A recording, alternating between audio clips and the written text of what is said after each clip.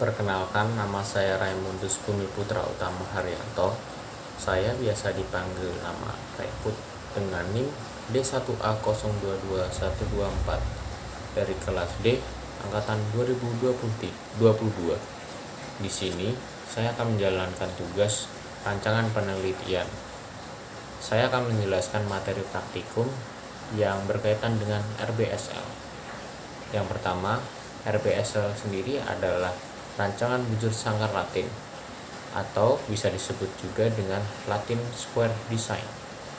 Rancangan bujur sangkar Latin disebut bujur sangkar karena tata letak rancangan ini selalu berbentuk bujur sangkar oleh jumlah baris dan kolom, serta perlakuan yang sama banyaknya, sehingga yang bertindak sebagai ulangan perlakuan adalah jumlah baris dan kolom, yaitu jumlah ulangan sama dengan jumlah baris dan sama dengan jumlah kolom.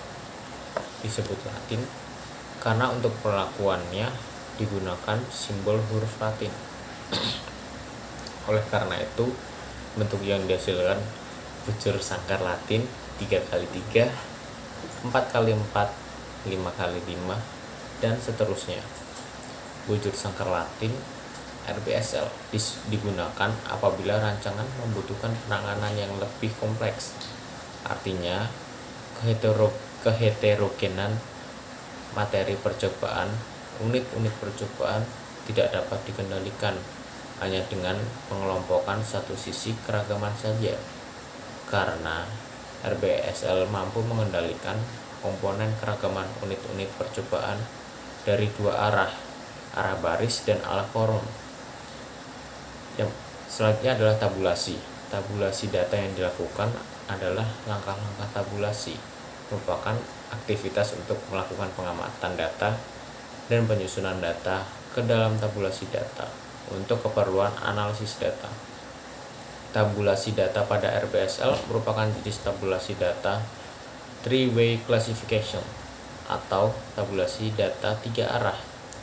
Oleh karena itu, dalam RBSL, tabulasi data dipecah menjadi dua tabel, yaitu tabel baris dan tabel baris X kolom dua arah dan tabel perlakuan, yaitu satu arah, sehingga kedua tabel tersebut membentuk tabel tiga arah.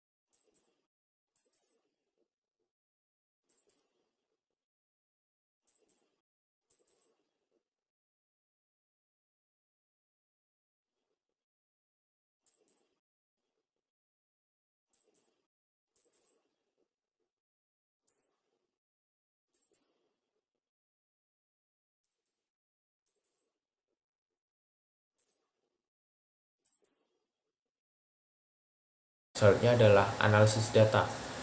Analisis data merupakan tahapan pengujian hipotesis berdasarkan data hasil penelitian. Analisis data pada RPSL menggunakan teknik analisis variansi model 3 arah. Namun, perlu diingat bahwa sebelum analisis data dilakukan, biasanya dilakukan pengujian. Pengujian tersebut untuk mengetahui apakah data sudah memenuhi asumsi yang dibutuhkan dalam analisis variansi. Jika asumsi yang tidak dapat dipenuhi, maka perlu dilakukan transformasi data. Selanjutnya adalah prosedur ANAVA. Yang pertama, menggunakan data yang sudah disusun dalam tabulasi data. Berdasarkan tabulasi data tersebut, di atas kita dapat mengetahui jumlah dan jenis sumber variansinya, yaitu ada 5. Lima variansi yang terdiri dari variansi total, variansi perlakuan, variansi baris, variansi kolom, dan variansi galak. Percobaan selanjutnya kita dapat menghitung nilai variansi dari kelima sumber variansi. Yang kedua, menghitung nilai variansi atau KT. Untuk menghitung nilai variansi, biasanya diawali dengan menghitung faktor korelasi atau FK, jumlah kuadrat atau JK, dan derajat bebas atau DB. Pengujian hipotesis dan kesimpulan berdasarkan hasil analisis variansi yang ditampilkan dalam tabel ANAVA, maka kita dapat melakukan pengujian hipotesis untuk mengetahui apakah perlakuan yang diberikan menyebabkan perbedaan terhadap variabel yang diamati dalam penelitian sebagai suatu kesimpulan. Pengujian dilakukan dengan membandingkan nilai F hitung dengan nilai F tabel F0,05 dan F0,01. Sekian pemaparan dari saya. Terima kasih dan semoga sampai 8 menit. Dadah.